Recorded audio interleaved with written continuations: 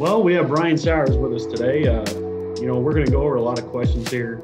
A lot of people are wanting to know what's going on with Crappie USA, Crappie Masters, and the future of crappie fishing and all kinds of stuff. So, why don't you just tell me a little bit about yourself, Brian? Well, I'll tell you what, you want me to start from the very beginning, or do you want me to kind of, make that a little Cliff Notes type version? Yeah, just Cliff Notes. It'd be fine. Well, actually, I started back in this business. I think it was 2006. We tried to figure this out. A friend of mine and I were doing an outdoor show, which I still do at a radio station locally in Marshall, Missouri, in the outdoors with Brian, which I talk about. He happened to be at Lake of the Ozarks and met Paul Alpers, who at that time, that was 2005, had just purchased Crappie Masters. Well, he had said, "Hey, can we be a part of your radio program?" Absolutely. Well, long story short, the announcer at their time was the late Jerry Adams. And Paul had asked us to kind of help out with the announcing at some of the different tournaments. Well, it manifested itself into more and more tournaments and less vacation time for me. But that's kind of how it all got started. And then when Mike Valentine bought the company, he offered me a full-time job. And I went ahead and took that. I'd been in the radio business for, at that point in time, almost 30 years, 20 some years at that point in time, now 17 years into Crappie Masters and Crappie USA combined. So it all kind of started there. And that's kind of the story about it, how it all kind of started, where it went from there. And, proud of what we've done and what we built from there. So that's kind of the background of it. It all started with an outdoor radio show with a couple of guys that happened to not be able to catch fish in the bass world. And our wives told us that either you stop fishing the tournaments or find out a way to make money. So we said, "Hey, let's start a radio show." And that's what we did. And that's how I got started. That's awesome. Can you tell us a little bit, how can the viewers, listen to your radio show? Because I know you still do it on Sunday nights, correct? Yeah, absolutely. It's streamed nationwide. We've been kind of in hiatus, so to speak, because we are a Kansas City Chiefs affiliate, and the Chiefs have been playing with the schedule on Sunday nights. But normally, starting this week, we will be off for Super Bowl Sunday. But you can hear that all across the country, and it's streamed live at kmmo.com. You can go to that, stream it live, and usually 3 or 4 days later than that, you can go to the KMMO website, kmmo.com. You can go to programs and events, scroll down to In the Outdoors with Brian, pick the date, and you'll be able to go back and hear some of the previous shows, including the one the week prior to that. Awesome. Yeah, because a lot of people don't understand that here in Nebraska. They're like, "What? There's a radio show about crappie fishing?" So, yeah. It's about everything. Crappie fishing, bass fishing, hunting, everything. We cover the whole spectrum. Yeah, that's awesome. Well, yeah, here's a question for you. Since Crappie Masters bought Crappie USA, will there be any changes done? Short term, long term?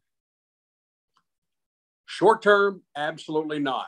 The 2022 season is going to go on scheduled as planned.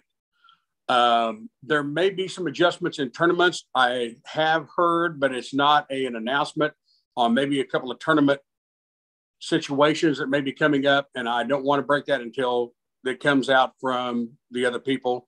But as for rules, tournament schedule as it's set right now, it is scheduled to go on as planned. Crappie USA will be run as Crappie USA. Mm-hmm. Crappie Masters will be run as Crappie Masters.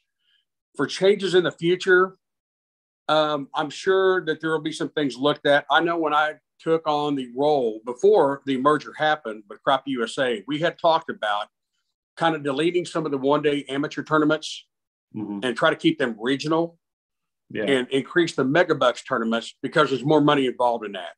That was a deal where there's $10,000 to win, and then Crappie USA puts $10,000 on the backside, which is one of the goals I wanted to reach with Crappie USA, is to bring more money for the places. There's 10,000 at the top, but I wanted to make sure however many places are paid, that bottom end gets paid well too. At least my goal was the minimum for, say it's 6th place, 9th place, 20th place, whatever. They at the minimum double their money for coming to fish.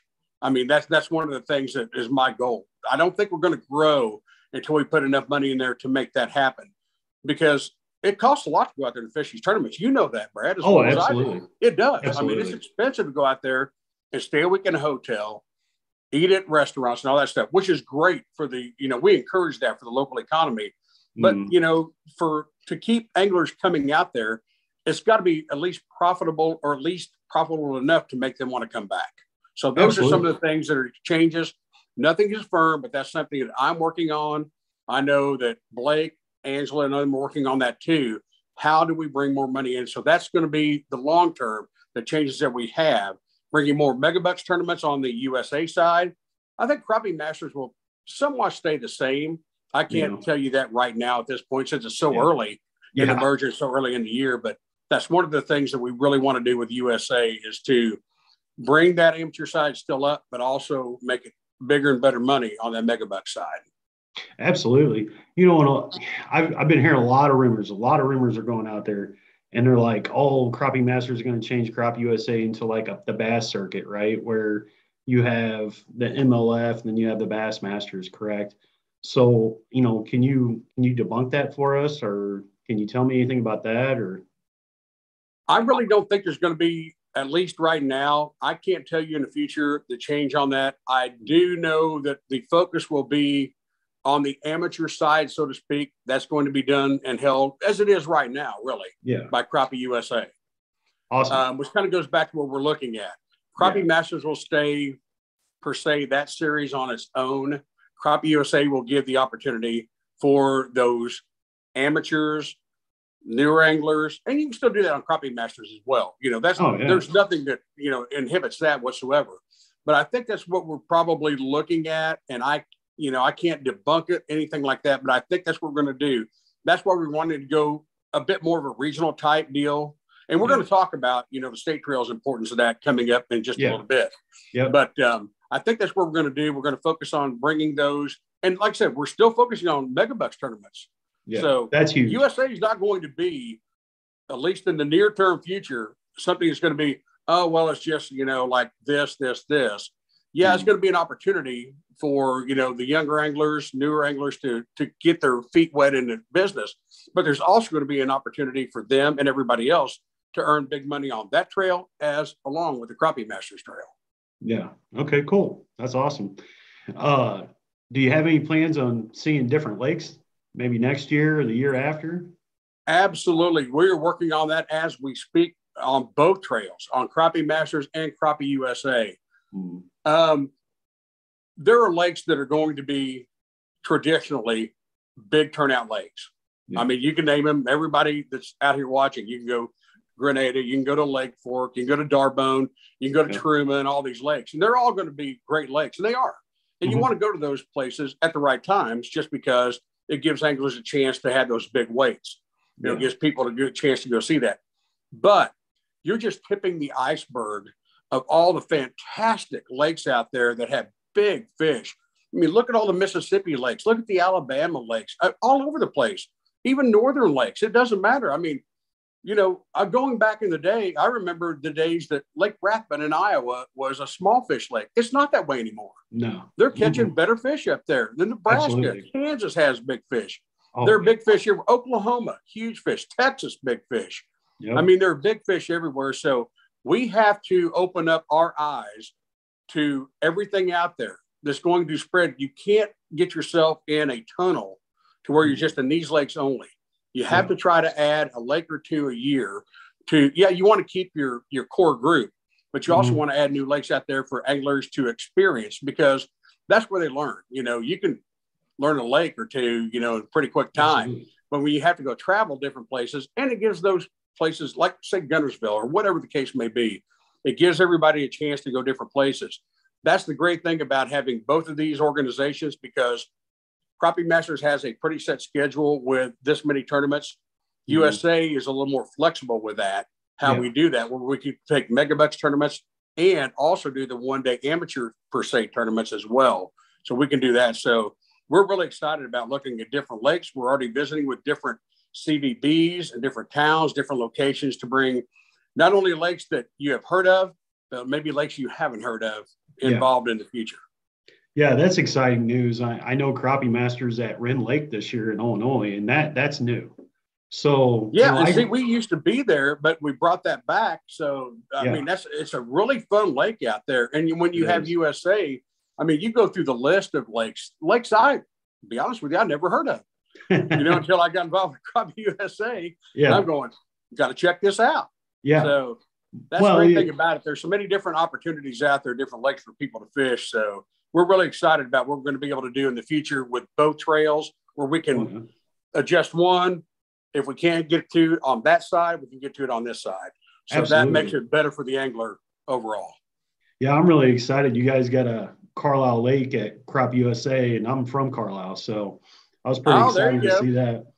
Carlisle Lakes, they got some big crappie in there, man. Wind's not blowing. What's that? That's a good lake as long as the wind's not blowing. Exactly, right? That wind starts blowing, all you'll see is a bunch of sailboats. That's So and me that's on the kind of bank. how it works down that's there. That's for sure. And me on the bank. Absolutely. Yeah. So does Crappie USA have any plans changing their entry fees at all?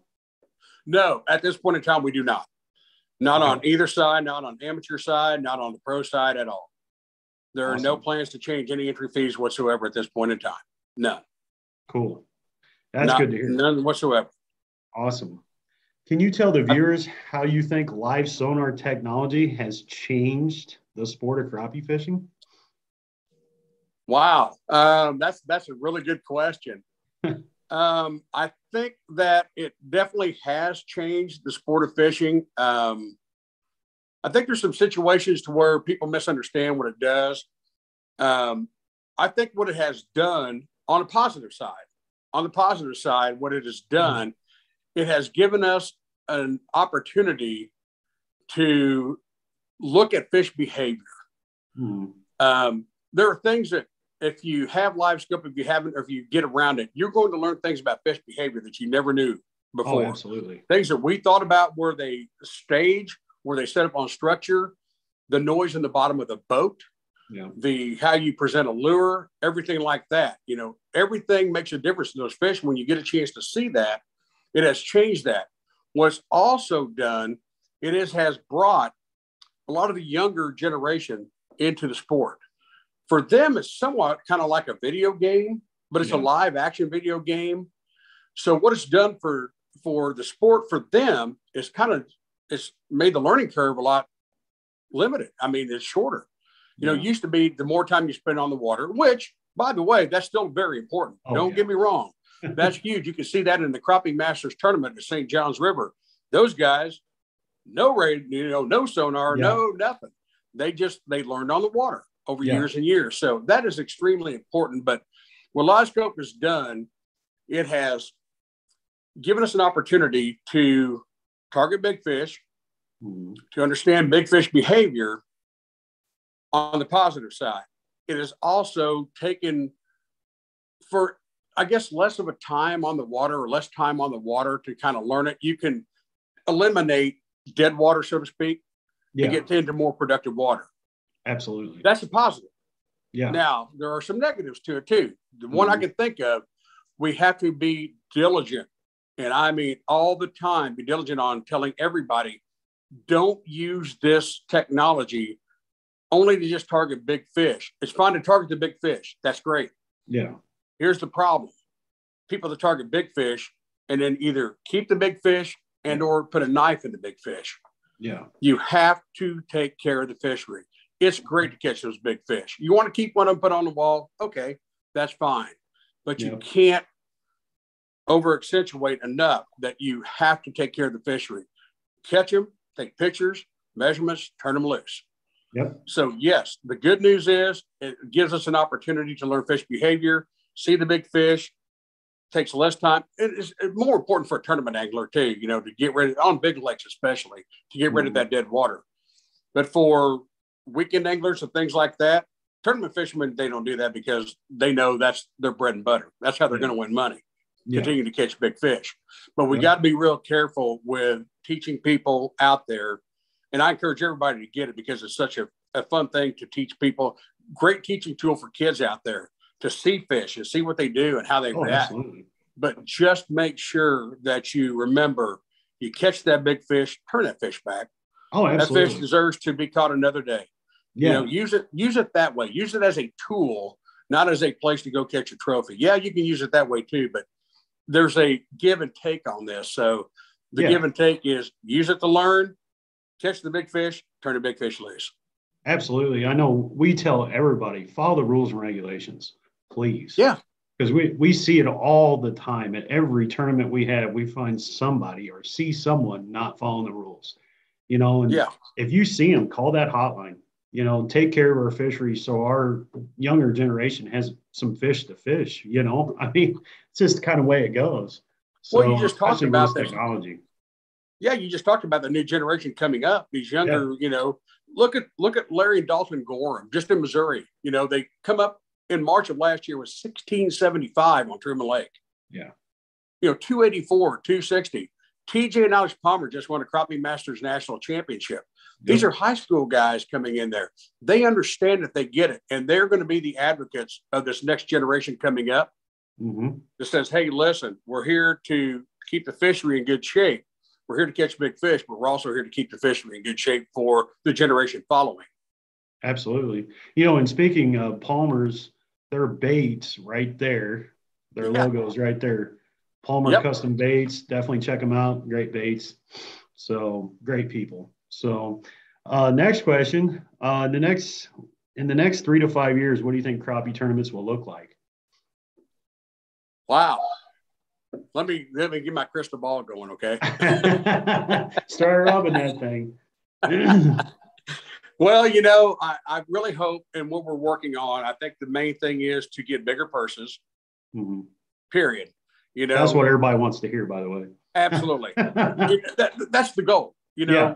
Everybody knows and everybody sees BASS, FLW, MLF, all these places where all that money. We want to be there. I don't know if we can get there in 3 to 5 years. Yeah. But I don't think it's out of the question if we position ourselves right, we promote ourselves right, and we show people out there across the United States, because we've got such a huge audience, out there right now. If we do it the right way, we can get to that point to where you can see anglers making a living. There are maybe a few out there, lucky, the 1 out of 10 or 1 out of 100.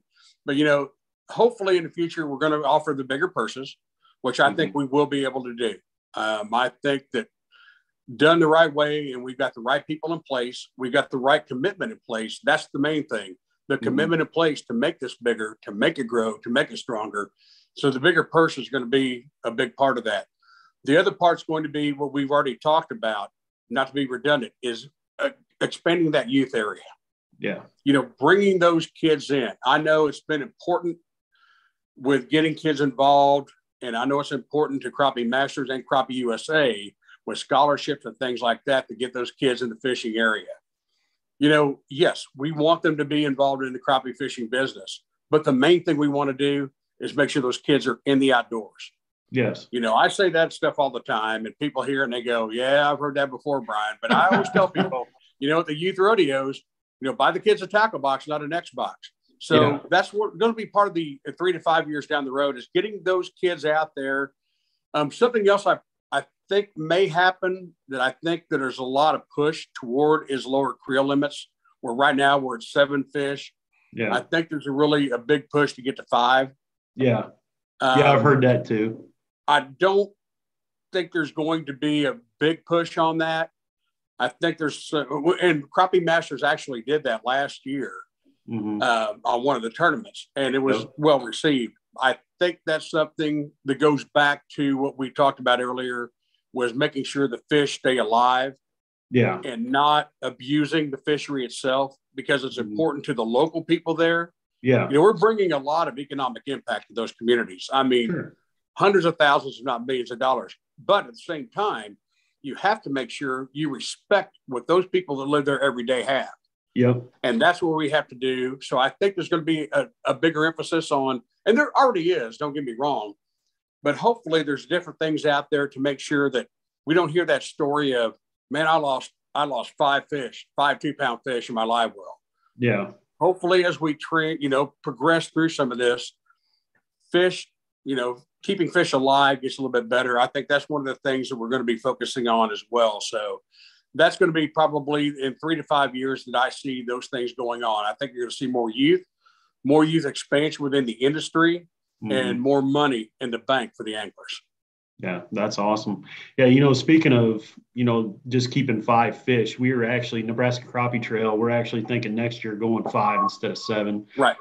We did a survey on that to all our anglers that competed with us last year, and they all well received that. So, well, it actually, when you think about it, it makes it a little more competitive. When you think about, you only have 5 yet, instead of those, those 2.9 to 1.1 or whatever the case is, it makes it more competitive. It puts more pressure on you to make sure those 5 are the biggest you can get. So it actually makes it a lot more fun, makes it more competitive in the long run. Oh, absolutely. And the fishery doesn't get hurt as bad. Yeah, exactly. Well, you think about that. If you have 7 fish and you have 100 boats and you add 2 fish to it, do the math. So, yeah, absolutely. Those fish, those didn't get caught. So, in the long run, it's more competitive for the anglers. It puts more pressure on the anglers, which there's nothing wrong with that. You're fishing for money. Absolutely. But it also doesn't hurt the fishery. And not that the fishery gets hurt. Don't get me wrong. So I want to make sure both Crappie USA, Crappie Masters, all of our state trails, including Nebraska, everybody is cognizant of making sure those fisheries stay, if not as good or better than they were when they came there. Yeah, absolutely. No doubt. Okay, I got a good one for you. Can you share with us a favorite blooper that happened during a weigh-in without naming some names? I'm actually looking forward to this. Well, first off, I'll be honest with you. I don't make mistakes. I'm a professional. So next question. No, I'm kidding.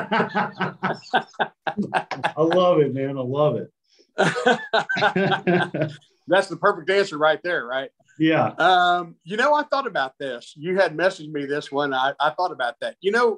On stage, I think there's times that I'll get so busy in that. And, with Crappie Masters, I had the screen up there. And when you travel around the country, I know probably 80% of the anglers. Now with USA, I don't. I'm learning a lot of those. Yeah. But you're so busy, you look at the screen, you're trying to entertain everybody, you look at the screen, and you get caught up, and you look at a name, and you look over there to the left, you're going, that's not them. You're going, in crowds all cheering, you're going, wait a minute, I just called out a male team. That's a male-female team. That's not going to work. So that's probably one of the biggest bloopers that I make off and on during that one. I can tell you one recently. Okay. And I still feel horrible about this. First one out of the chute. Of all tournaments to do it, the first one of the year. If you're going to get it out of the way, you might as well you might as well get it out of the way. Yeah, get it out of the way. Chad Turner, an angler from Arkansas, with Shelter Insurance. Outstanding sponsor, outstanding angler. Yep.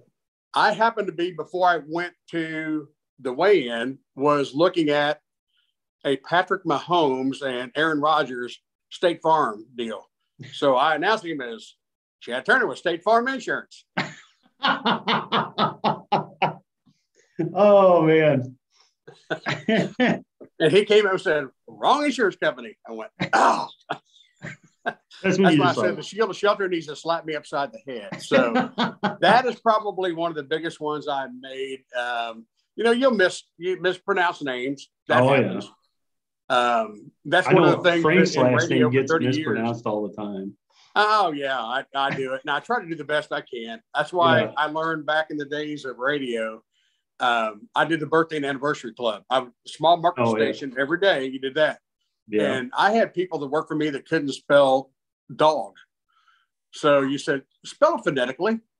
If you don't, and they write names down. So I try to do the best I can. And if I catch it ahead of time, I'll try to ask somebody how to pronounce it right. So the biggest bloopers are name mispronunciations, looking at somebody thinking the screen is right when it's not, and then calling out the wrong insurance company. So I'm not going to be on any State Farm or Shelter Insurance ads anytime soon. I love it. Hey, has anybody fell off stage at all? What's that? Has anybody ever fell off the stage?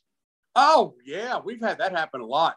And that's one of the things, especially when we had it, when it was more flat. It's not quite as bad going up on the stage, but it's still pretty bad. There's this misconception for some reason that the scales weigh water. Yeah. The new scales don't weigh water. The No, water they will don't. drip, as long as there's any movement in that basket whatsoever, they Yeah. will not lock. Yeah. You know, if there's water dripping off, the scales won't lock. Yeah. And you'll see people run up there faster. Oh, man. It looks like they're trying out for the Olympic trials. You're sort of going, you just ran a 4.3, dude. You got to be in the NFL. Yeah. So slow down. And then as soon as they try to stop that scale, feet go up, out they go. Yep. Blood and all that water. There they go. Oh, yeah. I've seen numerous people slide off the stage, fall down, fish go flying everywhere. It's one of those deals that it gets to be comical. You know, so slow down. Yeah. It's going to be all right. I know when you I was don't have to worry about that. So those are probably some of the biggest bloopers you ever had.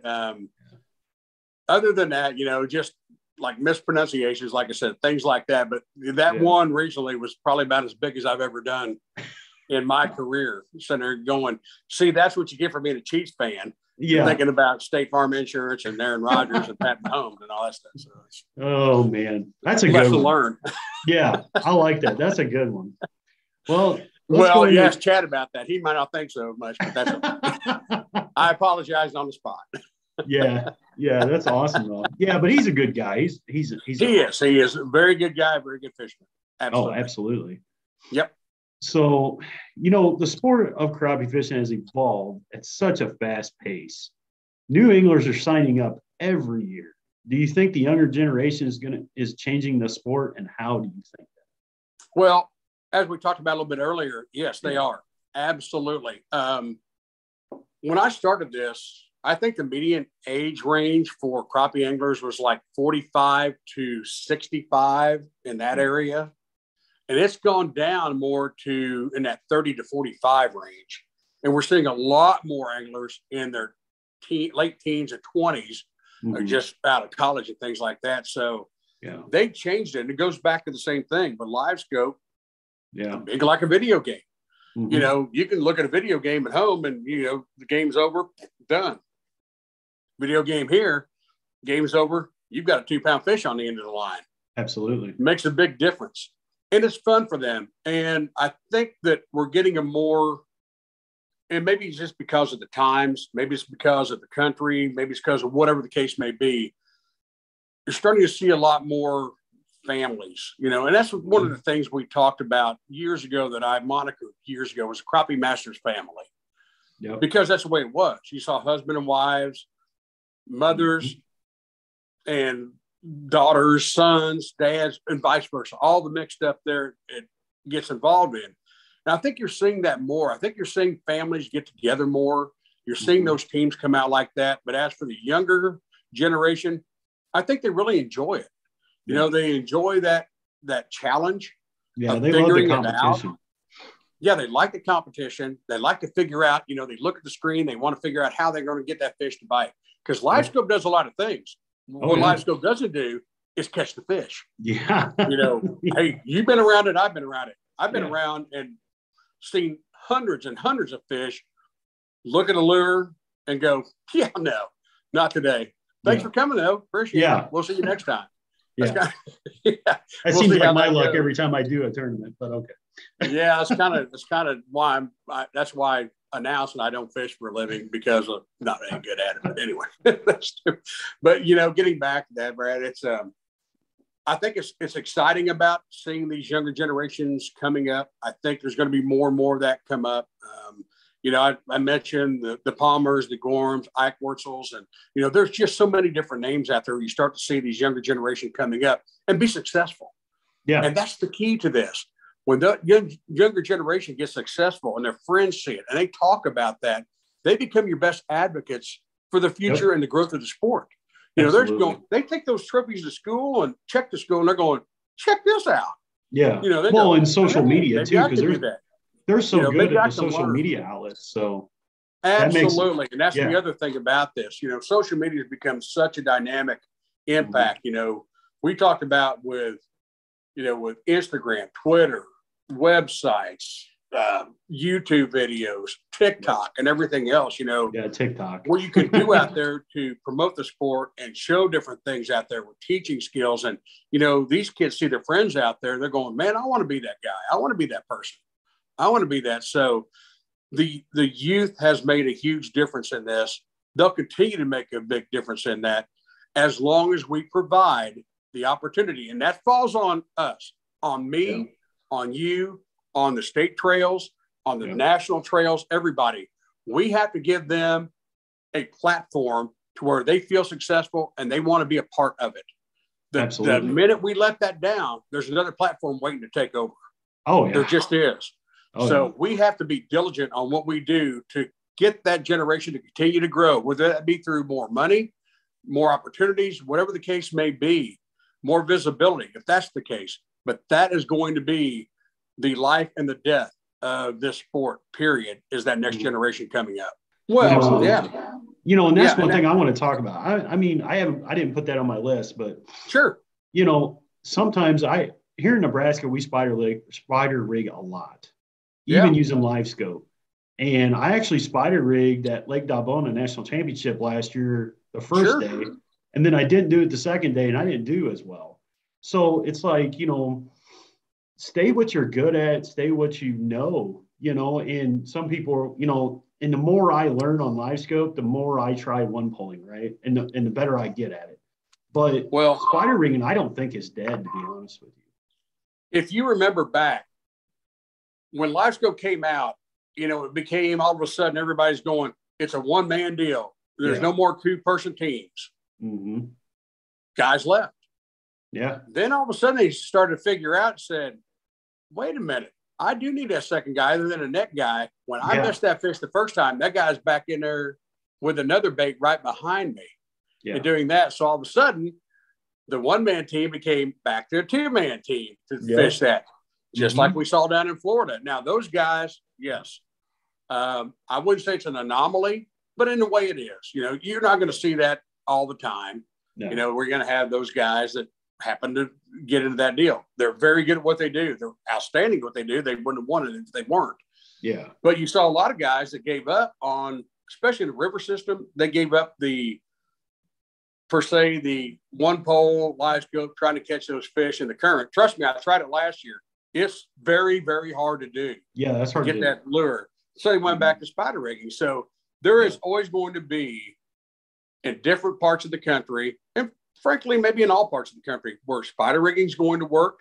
Sometimes one pole is going to work. Sometimes long line is going to work better.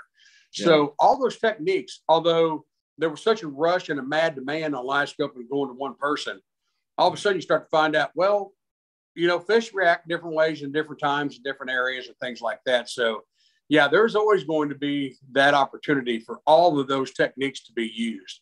There's no doubt about that. When you think there's only one technique, you go back all of a sudden, just like hair jigs come back. They went away for a long time. Oh, by the way, these work again.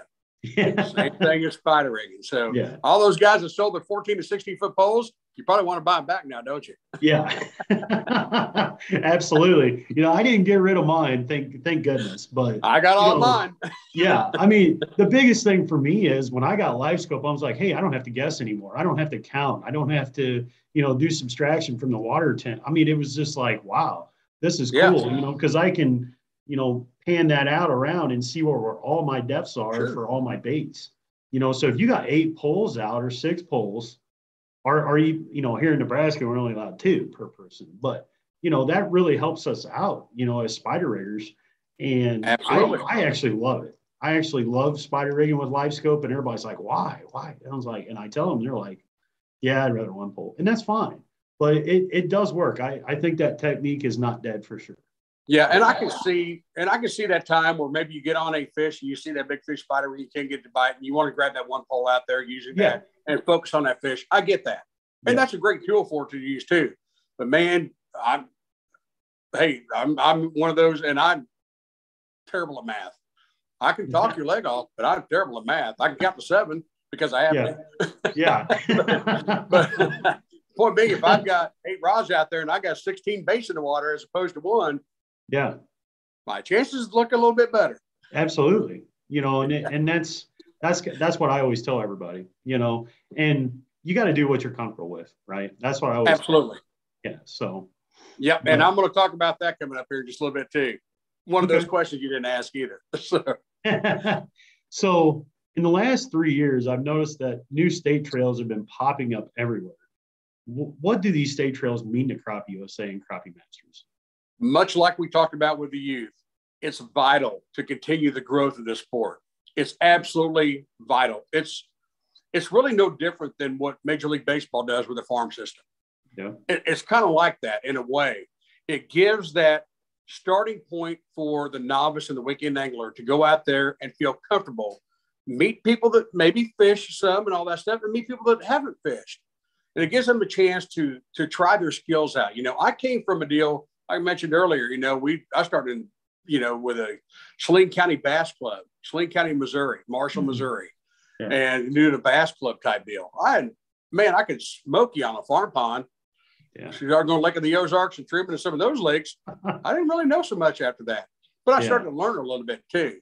So it gives those anglers a chance to go out there, test their skills, and it doesn't cost them a ton of money. They're out there for a day or whatever the case may be, or 2-day tournament. But the state trails provide that tool for a teaching aspect to grow that confidence in that angler. A lot of people out there can go out there and catch fish, but when it comes to a tournament type situation, it's a different deal. Oh, absolutely. We talk about there's millions of anglers in the United States can go out there and catch 7 keeper fish. Mm-hmm. But there's only a few out there, say a few thousand of them, not hundreds of thousands or millions of them, that can go out there and find 7 tournament fish. Yep. The state trails give you an opportunity to not only compete for good money. I mean, it's not bad money by any means. It's not, hey, weekend, go out and win $700-800 or $1,000 for $100 entry fee, if you will. That's not a bad weekend or one-day type deal. That's not bad at all. But what it does, it gives you a chance to network with at a grassroots level with other anglers out there where you can ask questions and everybody becomes friends. They become buddies and all that kind of stuff. It's happened with you in Nebraska. It happens in Missouri. It happens anywhere across the United States. Yeah. You get a chance to network with those people and say, man, I'm not really good at long lining. I'm not really good at this. I'm not good at, I don't understand on how I'm going to troll crankbaits or, what I need to do with that kind of stuff. And you get that teaching aspect between each other to where you all grow in one way or the other. Everybody has something, no matter if it's your first day of fishing or your whatever, how many years of fishing, everybody has something to offer in it. No matter what the case is, everybody has something that they can teach you, or they found out, even in farm pond or whatever, said, man, I tried this and this worked out, and all this kind of stuff. As long as you continue to use those state trails to grow the sport, to do what they want to do, and to help teach those people to be successful. And if they want to move up, they can. If they don't, they don't have to. It can still be that club. It can still be your own thing. But the state trails, all that kind of stuff is just absolutely imperative. If this sport is going to grow, like we talked about earlier in this interview, it has to be successful. It has to be that way. And it has to be promoted as such. Say, hey, everybody's starting out on level 1 here, and that's what it has to be. We're all on level 1. That's what it's going to be. It not only teaches you the ways to catch fish, but it also teaches you when you talk to people about, what it takes to win a tournament, what it does from there on a simplistic level. And I wrote this down because, I wanted to pass this along. Everyone on the big trail is a good angler, right? Yeah. Oh, I mean, everybody go out there and catch 7 fish. A lot of those guys can catch 7, keeper fish. Mm-hmm. I remember back in the day, this was early on with the radio show. We were sponsored by Striking Lure Company. And we had the opportunity, Brad Closerman and myself had a chance to go to the Strike King Riders Conference, which back then was down at Real Foot Lake at Blue Bank Resort. I would be sitting at the end of the night, later in the night, with myself, Denny Brower, and Kevin Van Dam at the same table. We were just sitting there talking fishing. That's a heck of a table, by the way. That's not a bad night. Yeah. Matter of fact. So we got to talking about fishing. I said, you guys have won it all. What sets you apart? How do you, all these guys are good. And they told me, and this is one of the things that you can learn from going to the clubs first to where you can get yourself right. Because like I said, everybody can go out there and catch fish most of the time. Mm-hmm. If you can't, you'll be able to learn that. But they told me simply this. They said, Brian, I'm going to tell you, they both agreed. They said, here's how this works. Here's your tip of the day, besides another one I'm going to tell you later on. 90% of being successful in fishing is between these two ears, period. The other 10% is technique, maybe learning a little bit something about the lake itself. Yes, learning the lake, learning the water is important, but confidence is one of the things you can build through the clubs. You know, you have a little bit of success, you build confidence. Yep. Once you have confidence in your ability with a lure, your technique, being able to win the club, you want to move up. You want to try your skills somewhere else. Yep. That's what the clubs are so good about, is giving that person who's a first timer, giving them a chance at success to learn those little nuances to be a more successful tournament angler, a club angler, even a weekend angler. It gives them that. So what you all do and what these state trails do is absolutely vital. This sport goes nowhere in the future, grows nowhere in the future without these state trails being in place, doing what they do, giving those people that are first-time opportunists, you know, a chance to be successful, a chance to learn. That's the whole point of this. Learn, have some success, and grow from it. Absolutely. You know, and I always tell my anglers, I'm like, hey, we got one in Iowa. We got one in Kansas. I'm like, if you feel comfortable here and you want to move up, go do an Iowa trail, go do a Kansas trail, see what you think about it, you know, because that gets you away from your home state, you know, and that kind of gives you a gauge of what it's going to be like when you go to a Crappie Masters or a Crappie USA, you know, and then that way you're going to grow even more confidence, you know. So I always tell my anglers to do that, and they do. I mean, we go to Iowa, we'll take 4 of us with us, you know. We'll go to Kansas and we'll take 3 of them, you know. And we get our butts kicked, but heck, we have a good time and we meet new people, right? So don't be complacent. Don't be complacent in your technique. Don't be afraid to learn something. Don't be afraid to get skunked on a day. Going out there and said, I've never long line in my life. But you go out there, you pull crankbaits all day, you don't catch anything. Learn, watch, see how the baits work, see how the rods work. Get it all down. Yeah. Don't worry about failure. If you worry about failure, you're never going to succeed. Yeah, I always tell everybody, worry about learning. Absolutely. Gotta learn. Absolutely. Don't learn, you're never going to get better, right? That's right. You have to learn from every experience. I talk to a friend of mine every day, and he's very new at this. And I said, and he's starting to get better. I said, every fish you catch, every time you're on the water, make mental notes. And I said, even get a log, get a book, get a log. Write it down. Yep. Every fish you catch, write down what you did, what the depth was, all this, and go back and look at it and find out what the water temperature is, all that kind of stuff. Yep. Everything, the people that are extremely successful in this pay attention to detail. Yep. Detail is a huge key. And when you find out how to catch those bigger fish, replication of that detail is going to benefit you in the long run. You will win tournaments and you'll cash checks in a lot of tournaments once you learn behavior, technique, and how you caught them before and why they're there and how you can catch them again. Absolutely. Yeah, that's good advice. Well, you want to go over some new sponsors for Crop USA and Crappie Masters that you're excited about? You know, and I thought about this, and because it's still really a work in progress, because everything is so new and we're still working on sponsorship right now. Mm-hmm. I did want to mention just a couple of those, and I don't want to leave anybody out. So I hope nobody gets upset by this. I know on the Crappie Master side and on the Crappie USA side, H.H. Rods and Reels, Eric and Leanne Howard come on big on both sides. So we really thank them for that. They've done a fantastic job. Something new, the Missouri Corn Merchandising Council is coming on with Crappie USA. Oh, cool. They will be doing somewhat the same type of scenario they did with Crappie Masters. Okay. We're looking at using ethanol. If you're using E10 fuel in your boat on the Crappie USA side, you will win bonus money. You know, up to $500 if you're using E10 fuel in your boat, which has been successful over, like, this is the 8th year. Yeah. Every winter prior to this year on the Crappie Master side has been using E10 fuel in their boat successfully. Yeah. You know, it's not been an issue. It's something that's standard right now. You get it all the time. Yeah. Pay more if you want to, but why? We can still do that and win money. Yeah. And I do want to mention too, on the Crappie Master side, Chris Fuller down at West Monroe, Louisiana, Carzone USA has done something that's It hasn't been done on the crappie side. Yeah. They have come on big for the big fish. And on Crappie Masters, it's one big fish now, not two places, one big fish. If you have the big fish in the tournament, it's $2,000. Yeah, that's huge. $2,000 for big fish.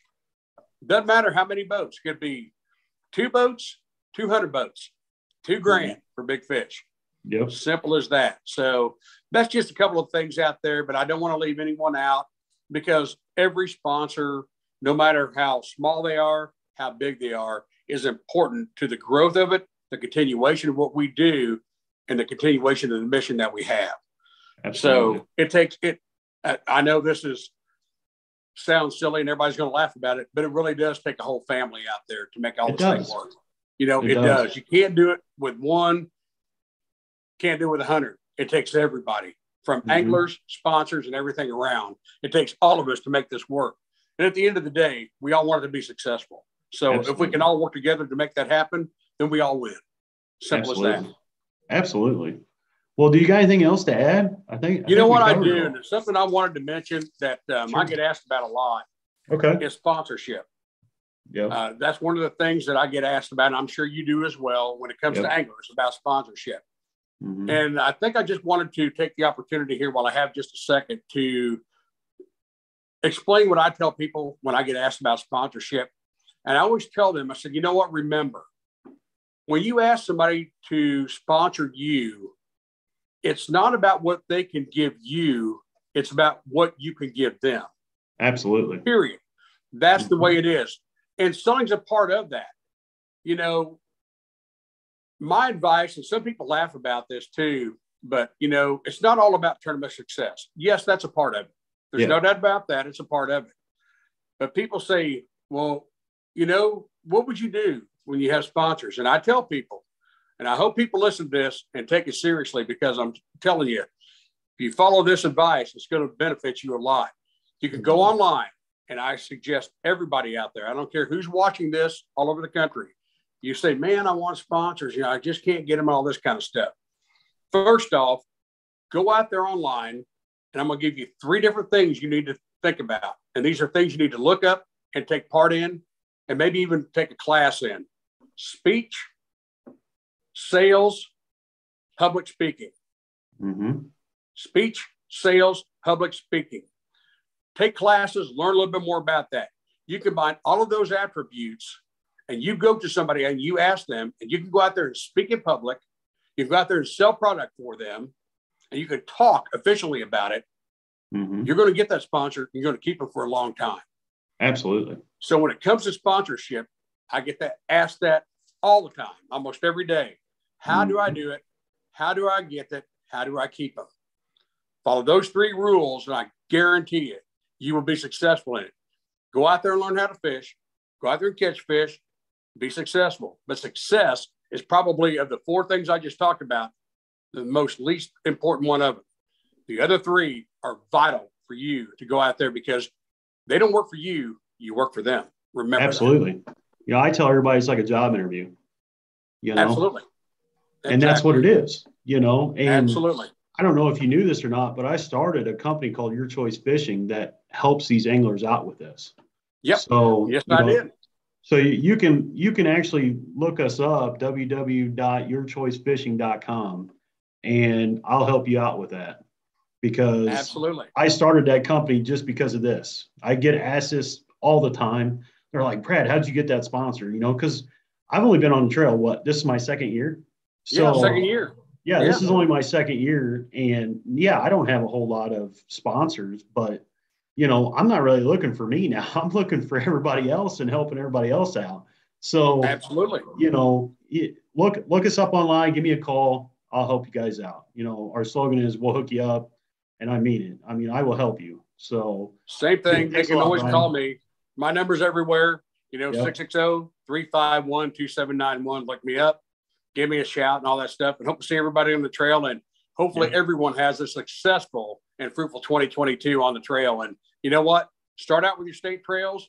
Come up, fish the big trails, or whatever you want to do. Come out there and do it. But whatever you do, get in the outdoors. And remember, get the kids in the outdoors. Absolutely. Thanks, Brian. I appreciate everything you've done. Thank you, Brandon. Appreciate it. Thanks. See y'all later. Bye, see you on the road. Yep.